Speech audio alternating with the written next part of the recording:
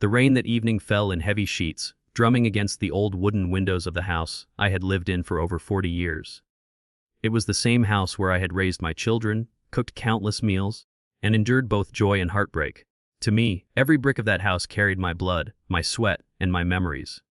But to my son Daniel, it had become just a roof over his head, something he thought he controlled simply because he was younger, louder, and more forceful.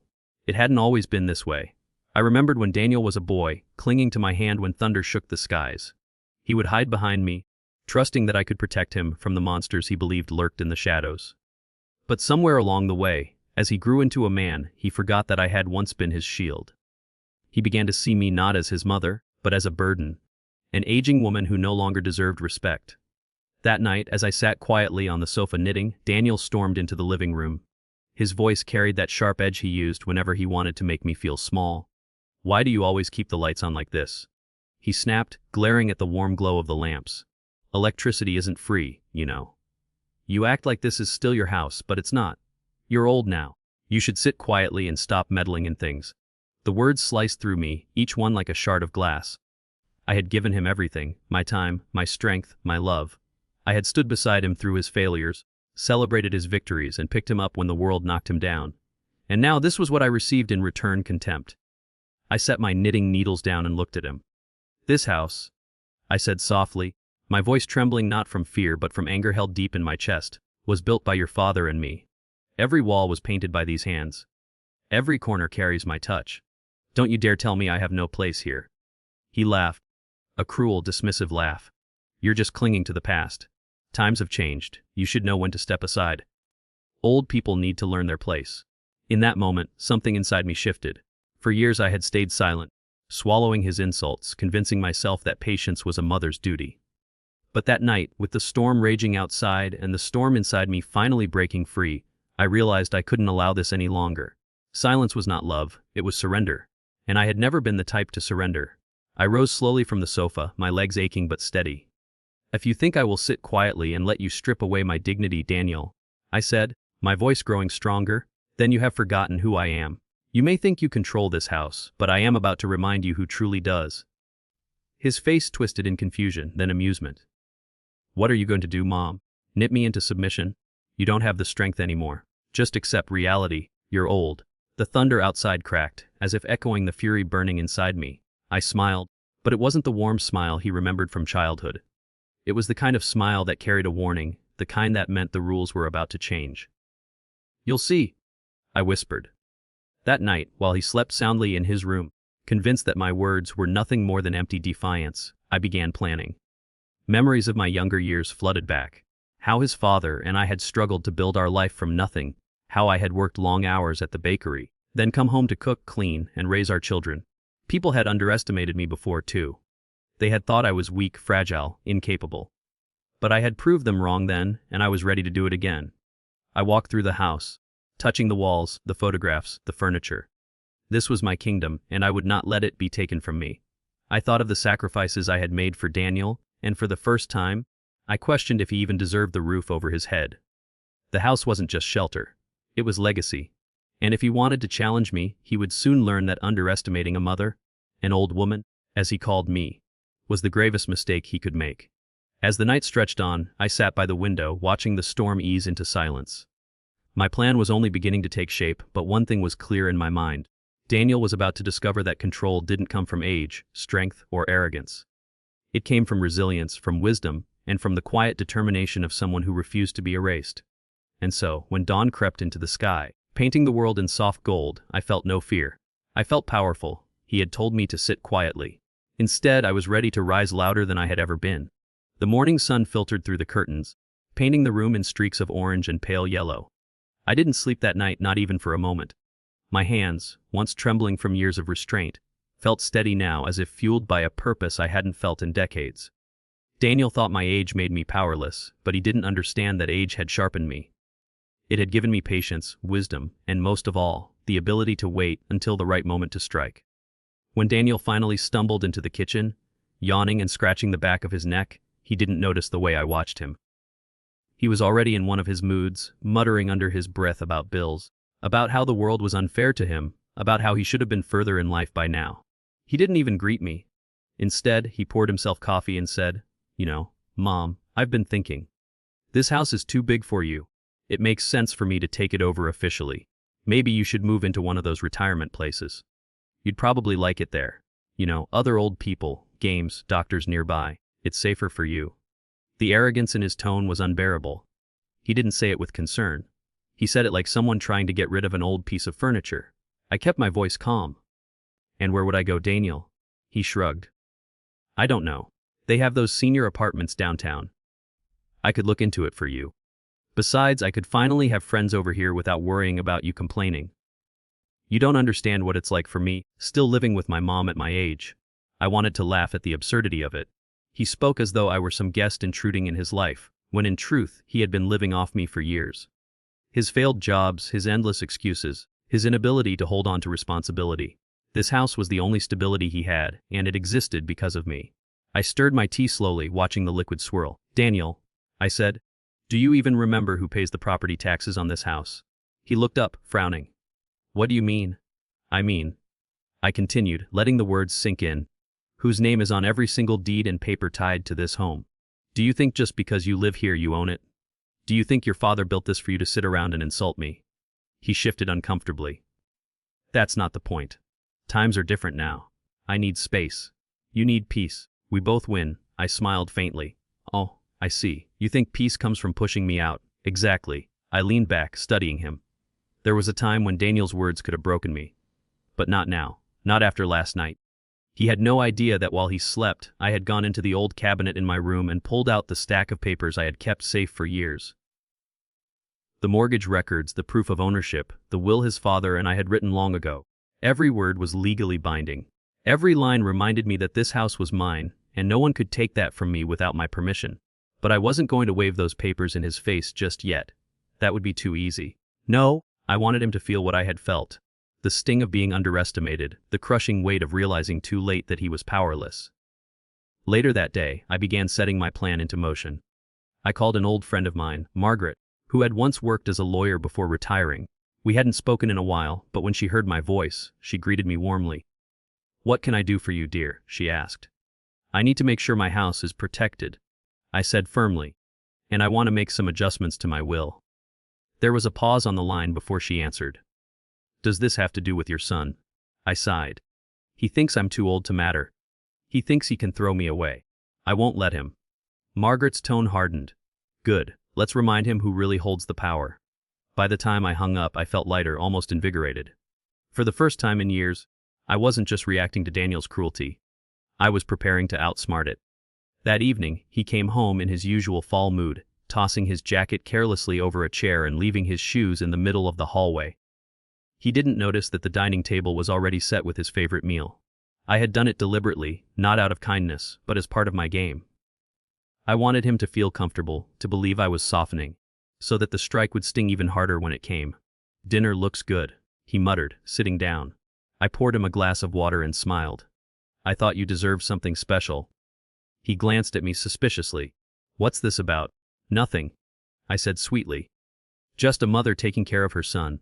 Inside, though, my thoughts were sharp as knives. If he wanted to see me as old and fragile, let him. If he thought my silence meant surrender, let him. The truth was, silence could be far more dangerous than words. Silence was where plans were born. And as I watched him eat, unaware of the storm I was about to unleash, I whispered silently to myself, just wait, Daniel, just wait. The next morning began like any other, though inside me, nothing felt ordinary anymore. The decision I had made to fight back had given me new energy. A strength that felt like it had been sleeping inside me all these years, just waiting to be awakened. Daniel still walked around the house like he was the king of it, slamming doors, leaving messes, speaking to me with the arrogance of a man who thought his words carried power. He didn't realize that his power was nothing more than smoke, and soon I was going to blow it away. I started subtly. I knew Daniel's habits like I knew the back of my hand. He was careless with details, sloppy with responsibilities. Bills piled up unopened on his desk. He borrowed money from friends and never paid them back. He acted as if the world owed him comfort, while I quietly ensured the roof stayed over our heads. So, instead of confronting him head-on, I began tightening the threads of control that had always belonged to me. First, I visited the bank.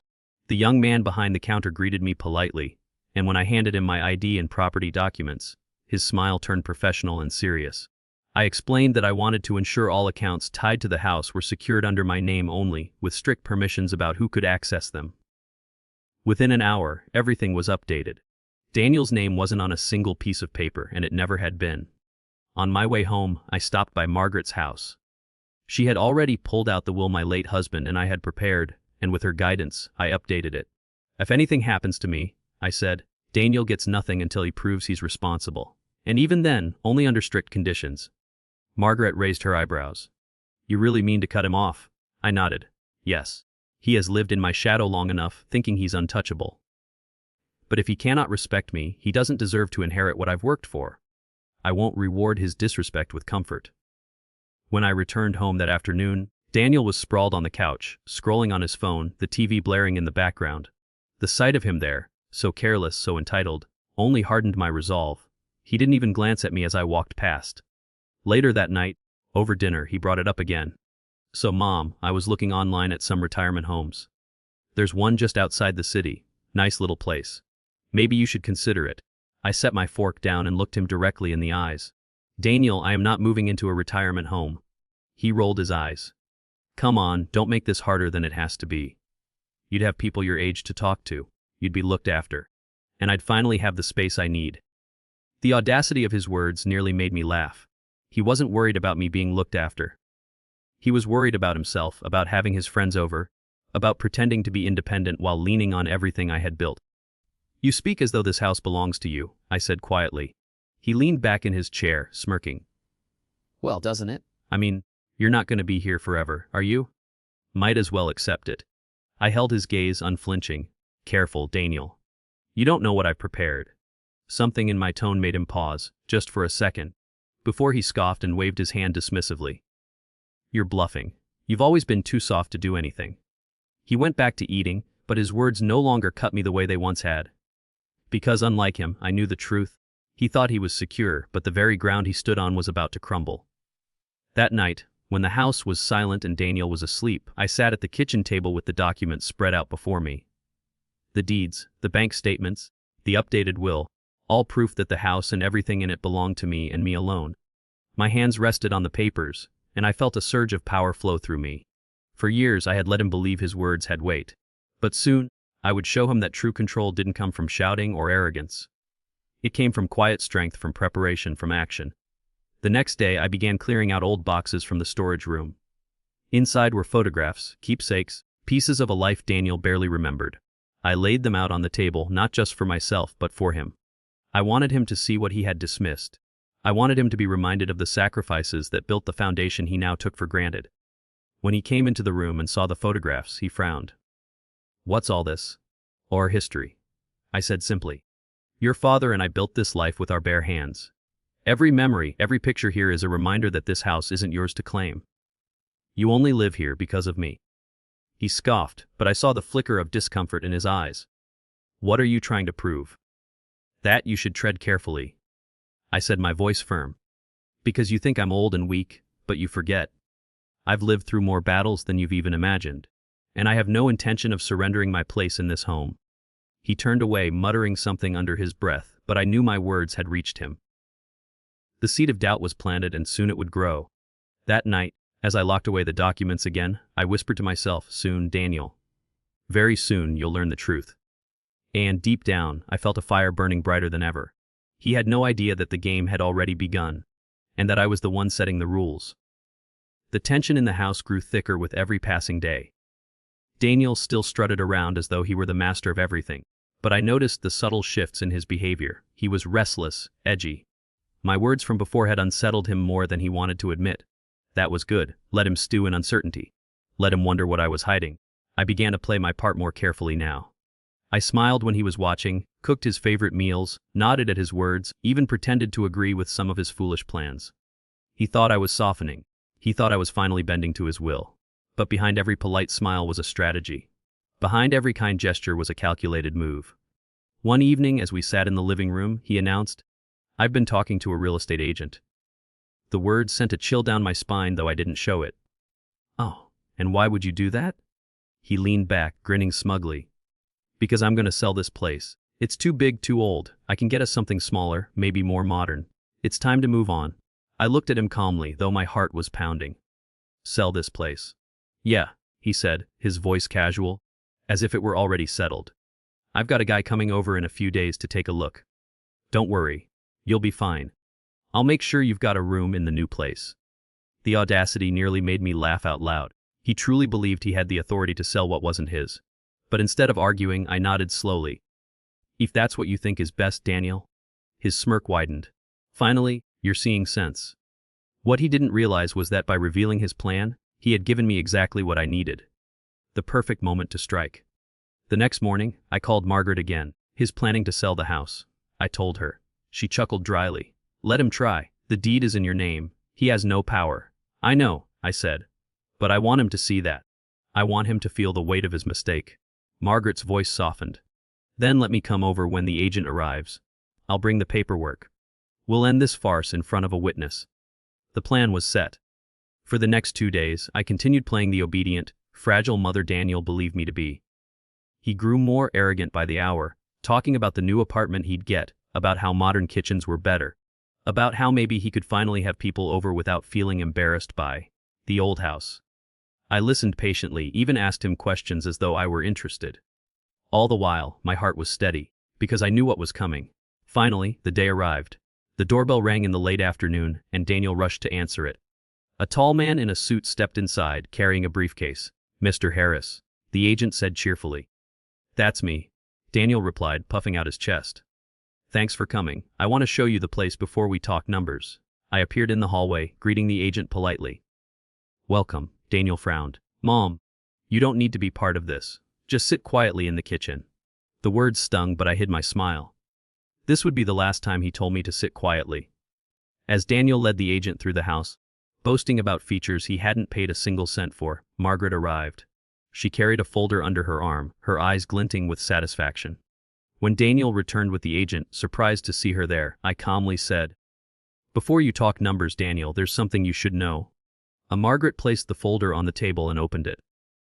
Inside were the deeds, the bank statements, the will, all proof that this house belongs solely to me. What's this? Daniel asked, his voice uncertain. This, Margaret said firmly, is legal proof that your mother owns this house, not you. You have no authority to sell it, rent it, or make decisions about it. Any attempt to do so would be considered fraud. The color drained from Daniel's face. That's not possible. She never told me. I stepped forward, my voice steady. You never asked. You just assumed. You told me I was old and should sit quietly. You thought that made you the master of this house. But the truth is, Daniel, I have always been in control. The agent shifted uncomfortably. Mr. Harris, without ownership, I can't proceed with this. I'm afraid we've wasted our time. He packed up his briefcase quickly, muttered a polite goodbye to me, and left. The silence that followed was thick, broken only by Daniel's heavy breathing. His face was red, his fists clenched. You, he began, his voice trembling with fury. Yes, I interrupted, my voice sharp as a blade. Me. This house is mine, every wall, every room, every memory, and as long as I draw breath. No one, not even you, will take that from me. For the first time in years, Daniel looked small. His arrogance crumbled. The son who once towered over me with his cruel words now stood speechless, stripped of his illusions of power. I turned away calmly, leaving him in the silence he had created. And in that moment, I knew this was only the beginning of his lesson. He had tried to push me aside, but now he would learn the truth. When a mother fights back, she doesn't just win, she destroys every falsehood her enemy clings to. Daniel barely spoke to me for the next 2 days. He sulked in his room, slamming the door when he entered and exited, stomping through the hallway like a child throwing a tantrum. I could almost hear his pride cracking, piece by piece, and though he tried to hide it, the truth was written on his face. He was humiliated. I let him stew in that humiliation. It was important that he felt the weight of his failure, that he replayed every word he had thrown at me, every sneer, every command to sit quietly. I wanted him to taste the bitterness of realizing that the person he thought powerless had just crushed him with the simplest of truths. On the third evening, he finally confronted me. I was in the garden, trimming the roses when he marched outside. His face was red, his eyes bloodshot, and his voice trembled with rage. You made me look like a fool, he spat. I didn't even look at him. I clipped a stem and set the rose aside. No. Daniel, you did that to yourself. He stepped closer, towering over me. How could you do this to me? You embarrassed me in front of that agent. You made me look like some pathetic child who doesn't know what he's talking about. Finally, I met his gaze. Because that's what you've become? A grown man who contributes nothing, who insults his own mother, who thinks respect is earned by shouting. You needed to see the truth. His jaw clenched, his fist shaking at his sides. I'm your son. You're supposed to support me. And I have, I said firmly. More than you'll ever know. I've supported you when no one else would. I've kept a roof over your head, paid the bills, defended you when others doubted you. And how have you repaid me? By treating me like a burden, by trying to throw me away like I meant nothing. For a moment, his anger faltered. I saw something flicker in his eyes, guilt, perhaps, or maybe just the dawning realization that I was right. But just as quickly, the hardness returned. You're trying to control me? He snapped. No, I replied, my voice calm but firm. I'm reminding you that respect is not optional. You live here because of me. And if you continue to treat me this way, Daniel, you won't live here at all. His face paled. You wouldn't dare. I set the shears down and stood tall, facing him directly. Test me. The silence that followed was heavy, filled only by the sound of the wind rustling the leaves. For the first time, Daniel didn't have a comeback. He turned sharply and stormed back inside, slamming the door so hard it rattled the frame. That night, I sat alone in the living room, the old photographs spread across the table once more. My late husband's smile beamed back at me from the pictures. His arm wrapped around my shoulder, our children small and happy at our feet. I touched his face gently, whispering, I wish you were here to see this. He needs your strength, but all he has is my discipline. And I will give it to him, even if it breaks us both. Over the next few days, I began shifting the balance of the house. Subtle things at first. Changing the locks on the storage shed, securing all the financial documents in a safe deposit box at the bank, ensuring that every bill came directly to me and was paid without his knowledge. Daniel was cut off from the control he thought he had, left only with the illusion of independence inside four walls that no longer bent to his will. One evening, I overheard him on the phone. His voice was low and desperate. Man, you don't understand, he said to whoever was on the other end. She's got everything locked down. I thought the house was basically mine, but it's not. She's different now. I can't explain it, but she's not backing down. I smiled quietly from the hallway. Yes, I was different now. Because I had remembered who I was. I was the woman who built this home from dust, who raised children on nothing but sheer determination, who survived loss and hardship and kept standing tall. Daniel had mistaken kindness for weakness, silence for surrender. He would not make that mistake again. Later that night, when he finally came to the kitchen, he looked worn down. His shoulders slumped, his voice quieter than usual. Mom. He began hesitantly. Maybe I went too far. I studied him carefully, searching for sincerity. Go on. He rubbed the back of his neck, avoiding my eyes. I don't like feeling like I don't have control. Everything in my life feels like it's falling apart, and this house. It felt like the one thing I could claim. I didn't mean to. His voice trailed off. For the first time in a long while, I saw my son. Not the arrogant man, not the bully, but the scared child who once held my hand in the dark. My heart ached, but I didn't let it soften me too quickly. You wanted control, Daniel, I said gently but firmly. But control is earned, not stolen. Respect is given, not demanded. If you truly want a place in this house, then you must show me that you can value it, and me. He looked at me, his eyes wet though he blinked the tears away quickly. I don't know if I can change overnight. Then start with today, I replied. One step at a time. But remember, if you ever try to take this house from me again, you'll find yourself on the outside looking in. Do you understand? He nodded slowly. I understand. For the first time in years, there was no anger in his voice, only defeat, and perhaps, just perhaps, the beginning of humility. But deep inside, I knew the battle wasn't over yet. A wounded pride could lash out at any moment, and Daniel's pride had been wounded deeply. The real test was still to come. The days that followed were strangely quiet. Daniel moved around the house with less noise, less swagger. He no longer barked orders or rolled his eyes at everything I said. Instead, he lingered in silence, sometimes watching me as though he was trying to recognize someone he'd never truly seen before. I didn't let my guard down. A lifetime of experience had taught me that people rarely changed overnight. Pride is a stubborn beast, and though his seemed to have been tamed, I knew it still prowled inside him, waiting for the right moment to strike. One evening, as I prepared dinner, Daniel came into the kitchen and leaned against the counter. His voice was soft, almost hesitant. Mom, do you ever feel like I've let you down?